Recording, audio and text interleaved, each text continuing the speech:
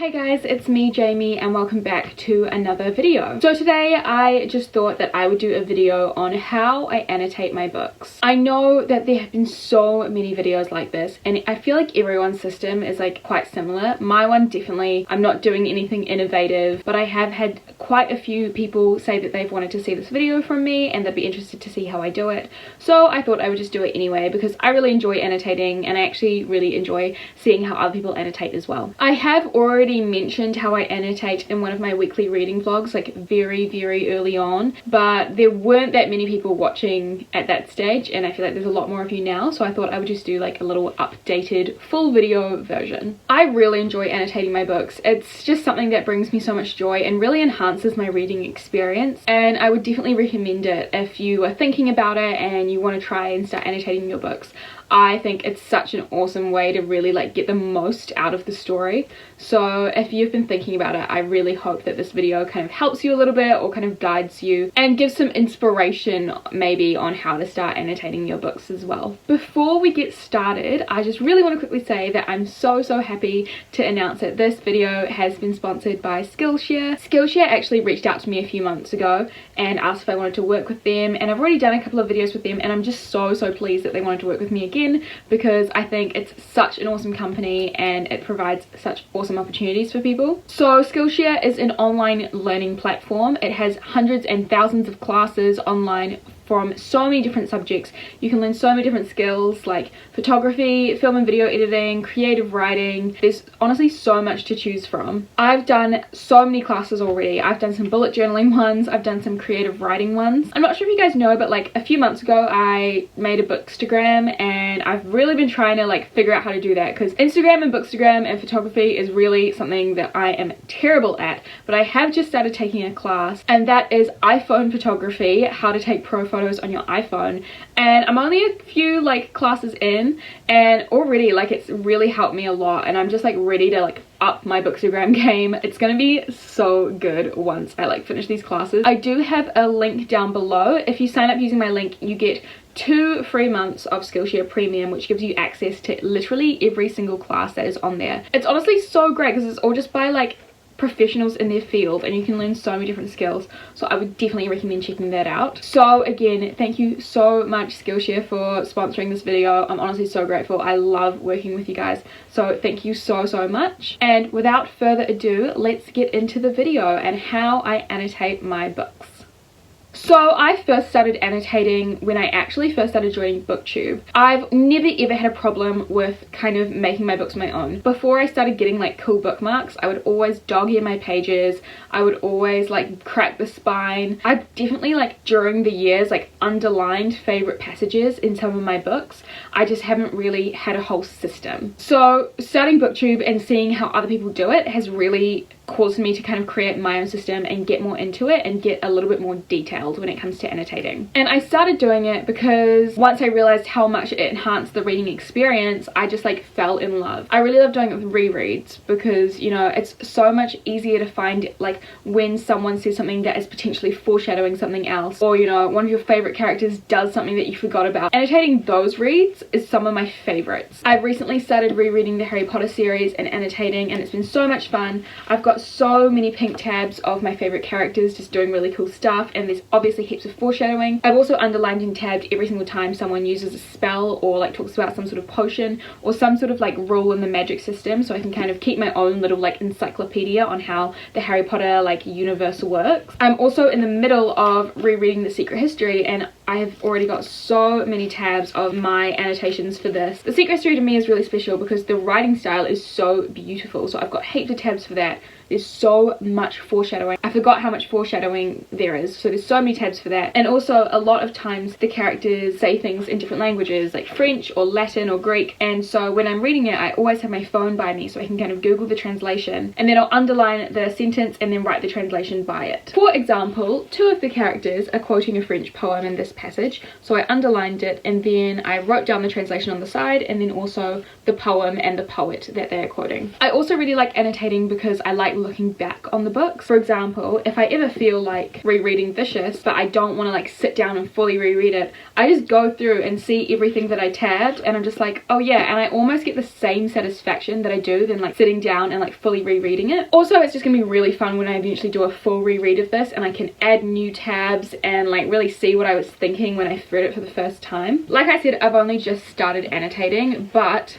these are just some of all the books that I have annotated. The sort of books that I like to annotate especially are fantasy books and like first books in series, because there is so much world building. We meet so many different characters, so annotating those and underlining every new character we meet, underlining every bit of information about the world, I found has been really useful. For example, here is my copy of We Hunt the Flame. I'm not sure if you can see, but there's heaps of tabs in there compared to my copy of Heretics Anonymous, which is a contemporary book, and then there's only like, I'm not sure if you can see against the glare, but you know, there's like way fewer tabs than in my fantasy book. So this is my pencil case where I kind of keep everything. All I use are my pens and my sticky tabs. I don't use any highlighters, I don't use any special like other special stuff. That's literally all I use. This is my pencil case, which I got from Daiso Japan. I kind of need to get a new one because there's a hole in it now and the pens kind of like fall out. But yeah, if you know any good places to get a good pencil case, let me know. These are the pens I use. I didn't go and do any research, I just found pens around my house. These two are from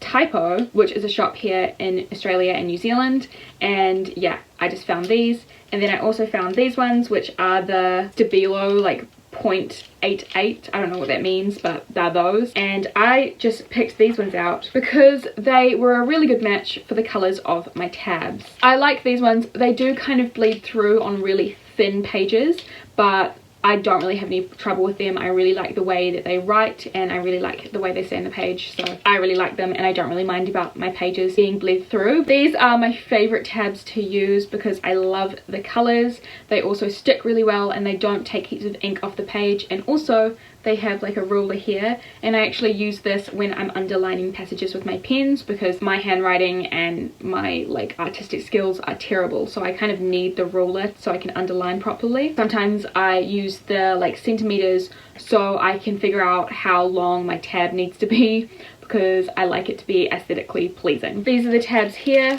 in the packet. They're just from Daiso. I always like to have extras because I always run out of the pink and orange colors. So as most people on here on BookTube, I color code all of my tabs. Pink always means a moment that I love, and that can be very broad. So usually it's like a favorite character being introduced in a reread, for example, or if a character says something that's like badass, I usually underline it, or if it's just like a really sweet tender moment, I will underline that as well. For example, I have tabbed and underlined this moment here in Harry Potter, which is literally just Hagrid introducing himself because Hagrid is one of my favorite characters. I've also tabbed and underlined literally the first sentence in The Secret History just because it means so much to me. The next color is orange, and this for me usually means information or world building or sometimes foreshadowing as well. So basically that's just anytime a new character is introduced and I think they'll be important. In Harry Potter, anytime that they use a spell or a potion, I'll underline it. In The Secret History, whenever they say something in a different language, I will underline it with the orange.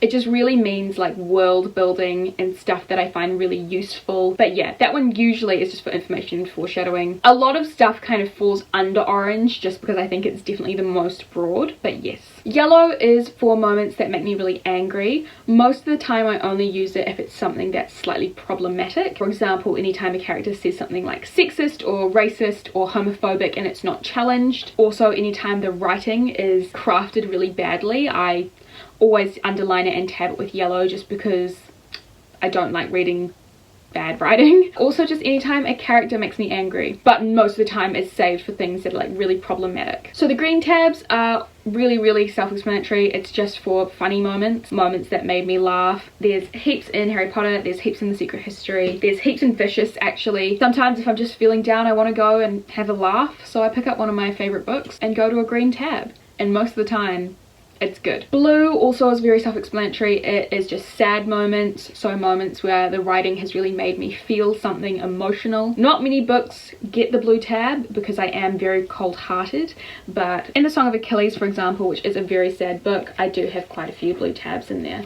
This one I tabbed the heck out of, but that's because it's one of my new favorites. Dark purple means character development. If there is a moment that I think is a really incredible character development or a really great turning point for a character, I will always underline it with purple. Sometimes I use it for like new or shocking information about a character, but it's definitely always character related. And then light purple finally is for really beautiful writing. So quotes I really love, just passages that I think are really beautifully crafted. This is always my go-to for that. I basically stick to that most of the time. If I want to annotate something that doesn't really fall under any category, I'm pretty loose with it. Like, I'll just choose the one that I think it's the closest to. It's just for fun. Like, I'm not getting graded on it, so yeah, I just kind of do what I feel in that moment. I do write in my books. For example, there was a sad moment here in Song of Achilles, and I've underlined it with my ruler and the coloured pen that fits with the tab, and I've also written a little thought. I have no issue with this because these are my books. I've paid money for them. It's from my personal library and I really don't mind writing in them. The only thing that I would say is kind of a con of doing that is if I would like to get rid of them. I didn't really love Heretics Anonymous, so if my collection was ever getting too big and I wanted to get rid of it, it would probably be a lot harder to get rid of just because I've written in it, like including little notes. But this moment was quite problematic and I've written a little note here, so obviously it would be harder to get rid of, but that's okay. Like, I still really like this book aesthetically, so I might keep it. Probably not a good mentality to have, but also, if I ever want to lend a book to a friend, it might be a bit awkward because some of my annotations might be quite personal. That's kind of my only cons in writing in my books, but I love doing it so much and I love my books as well. And now I've kind of started a new thing where I'll only really start annotating if I've like loved it from the get-go. We Hunt the Flame is probably the book I most recently annotated, and I really loved it from like the first prologue in the first chapter, so I started writing it and annotating it straight away, and I actually ended up really loving the book. So yes, if it's a book that I'm kind of unsure about, I probably won't start writing in it straight away, just to like be on the safe side, which is kind of a new thing I've implemented. I'm not super strict with my annotating. For example, I don't annotate every single book I read just because there are some books where I feel like I don't need to. I did kind of initially start annotating all the books for the Throne of Glass series, but right now I'm reading Queen of Shadows, and from like the first few chapters I kind of realized I didn't really feel the need to annotate it. I didn't really want to,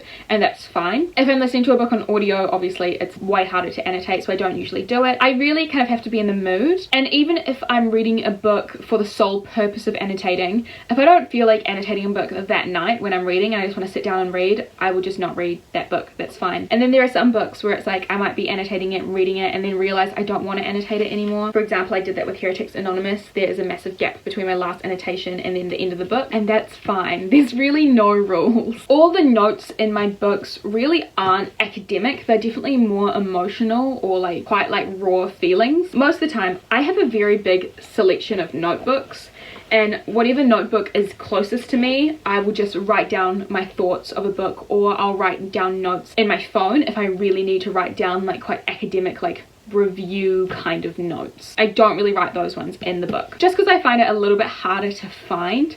I've found that with books where I've written heaps and heaps on a notebook or heaps on my phone, I might find a separate like page, a separate piece of paper, write down everything a bit more coherently and then slip it inside the book, but I don't do that very often. Most of the time it's just little notes on my phone. So yeah, that's kind of the gist of it. Like I said, there's really no rules. I wish that I could be the sort of artistic person that when they annotate their books they did heaps of really cool doodles and drawings. That will never be me because I am not a cool artistic person. I just very sloppily underline. I also sometimes wish I could be the sort of academic person. For example, like Kat from Paperback Dreams, like if you've seen her annotated video and she's got like notes everywhere, sometimes I wish I could be that person, but I'm also never going to be that person because I don't have an academic mind. I mostly just read for enjoyment. But like I said before, there are no rules when it comes to annotating. My way isn't the right way to do it. other people's way. It's not the right way. It's your books. Literally just do it how you want. I just hope this video kind of brought you some like inspiration or gave you that last final push if you've been thinking about doing it. So that is basically everything. Let me know down below what you think. Also let me know a video of yours by someone else, a video on their annotations. Let me know whose your favorite is, because I love finding new videos on how people annotate. I very much took my annotating inspiration from Brittany the Bibliophile, Books with Chloe, me and Isabella I think do it very similarly, and Cads from Little Book Owl. She's got a really good system and I watched her video as well, especially for inspiration. If you want to annotate, just find a system you like. You don't need to go out and buy all the tools. All you really need sometimes is like a pen and paper. So yeah, after all that rambling, I feel like I've been talking for ages. Let me know what you think down below. Let me know if you enjoyed this video, and thank you so much for watching, and I hope to see you in another video. Bye.